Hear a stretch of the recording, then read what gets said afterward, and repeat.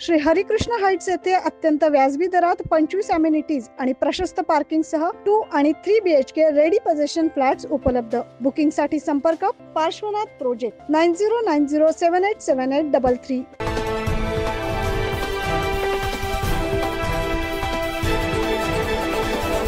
गेल्या 3 दिवसांपासून नाशिक जिल्हाभरात संततधार सुरू असलेल्या पावसाने सोमवारी दिवसभर उघडीप घेतली असली तरी तालुक्यातील चणकापूर पुणंद धरणासह पाझर तलाव ओसांडून वाहू लागलेत। सलग 3 दिवसांच्या पावसात ग्रामीण आणि आदिवासी विभागातील घरांची जवळपास 16 घरांची पडझड झाली, तर बंदारपाडा रस्त्यावरील सिमेंट कॉन्क्रीटचा रस्ता खचल्यानं वाहतूक देखील बंद झाली। कळवणचे तहसीलदार रोहिदास वारुळे यांनी तालुक्यातील मुसळधार पावसाने झालेल्या नुकसानीची पाहणी करत तत्काळ पंचनामे करण्याच्या सूचना मंडळाधिकारी व तलाठी यांना केल्या। एक कळवण तालुक्यामध्ये साधारण दिनांक 3-4 या 2 दिवस कंटिन्युअस पाऊस सुरू होता। साधारण प्रत्येक मंडळामध्ये 65 मिलीमीटरचे पुढे पाऊस झालेला आहे। एकंदरीत सर्व ओव्हरऑल तालुका 400 मिलीमीटरपर्यंत पाऊस झालेला आहे।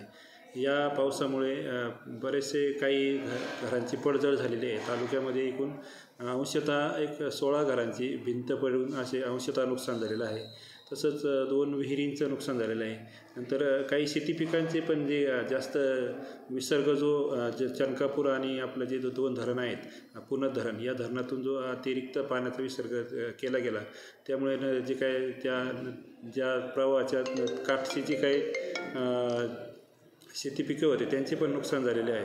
तर त्या अनुषंगिक सर्व जी काही महसूलची यंत्रणा आहे, तलाठी, कृषी सहाय्यक आणि मंडळ अधिकारी वगैरे यांच्यामार्फत पंचनामे करण्याचं कामकाज सुरू आहे। गेल्या शुक्रवार, शनिवार आणि रविवारी तालुक्यातील मुसळधार पाऊस पडल्याने नदी नाले ओसांडून वाहत असून तालुक्यातील महत्त्वाची धरणे तुडुंब भरले। 9 न्यूज महाराष्ट्रासाठी प्रतिनिधी धनंजय बोरसे, कळवण।